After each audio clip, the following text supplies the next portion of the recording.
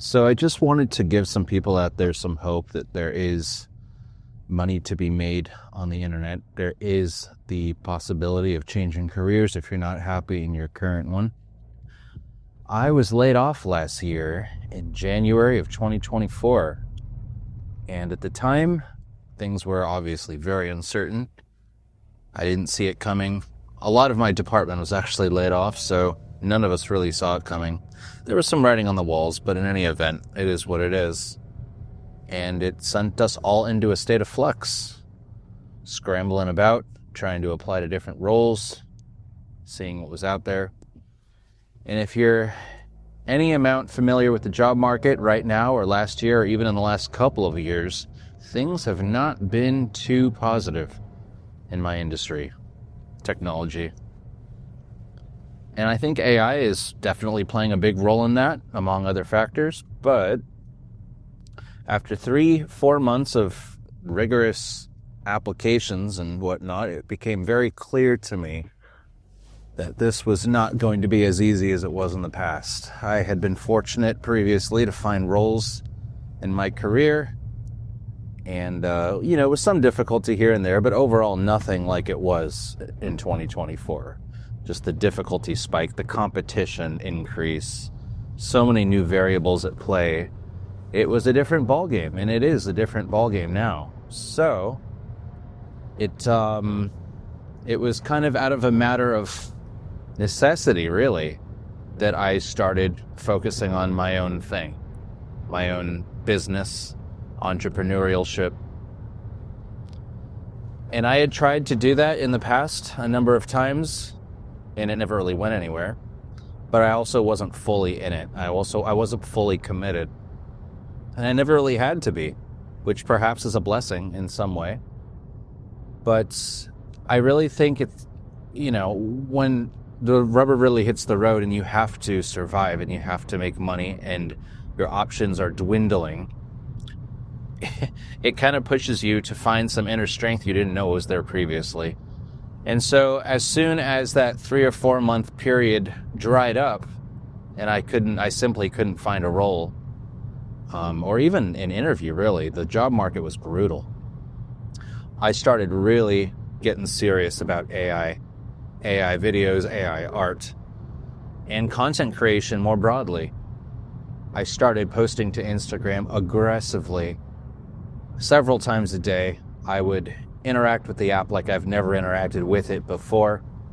And I was going at it mostly blind, just not really fully expecting anything to come out of it, but knowing that this is what I wanted to do for real, full time.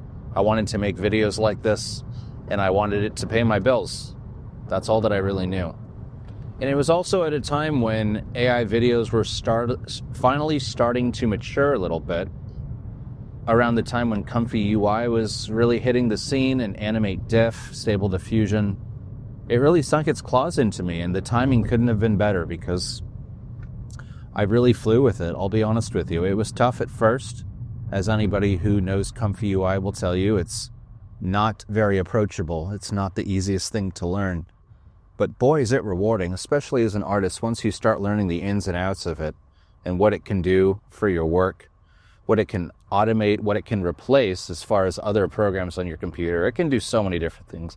Without going too deep, it can replace Photoshop, it can replace After Effects in so many different key areas. It's a monster of an application and is such a gratifying rabbit hole once you start to dig in.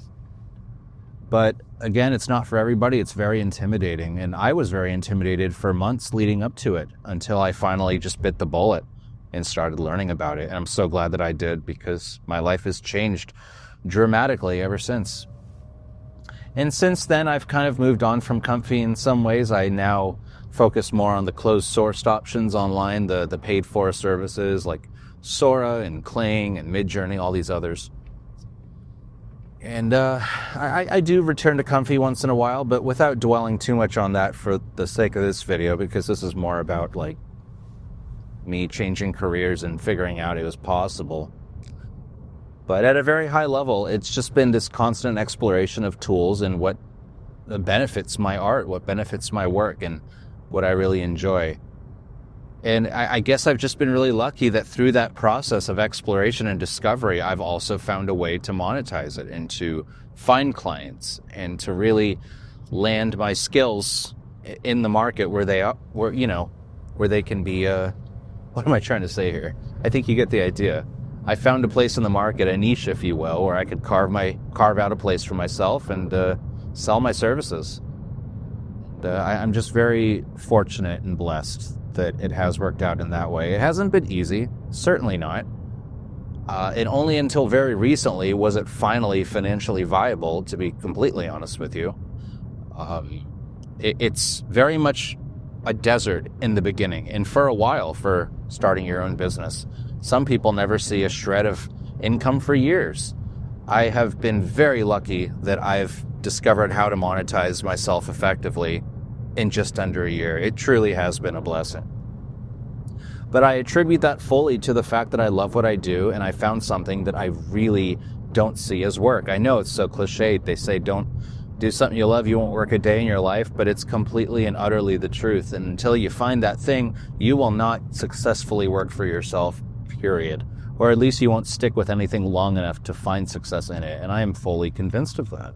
I'm persuaded now, because I have tried many times, many different business ideas that I was only partially interested in.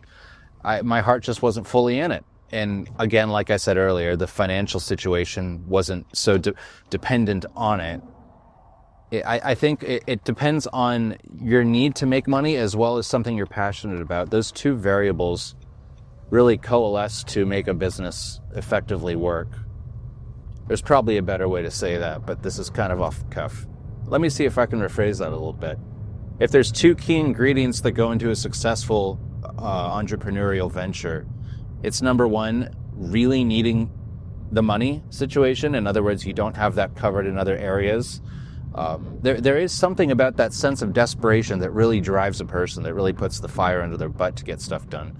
That's a very key ingredient right there. And number two is be deeply passionate about what it is that you're doing. And I love making AI videos. I love the process, the result, the iteration, just everything about it. And every time a result pops out the other end, it's just so fun to see what you got and to see the results of like what you tweaked. And it's not always perfect, but when it is, it really is gratifying to see like something that comes out that's really nice looking and you know is going to do real well on social media.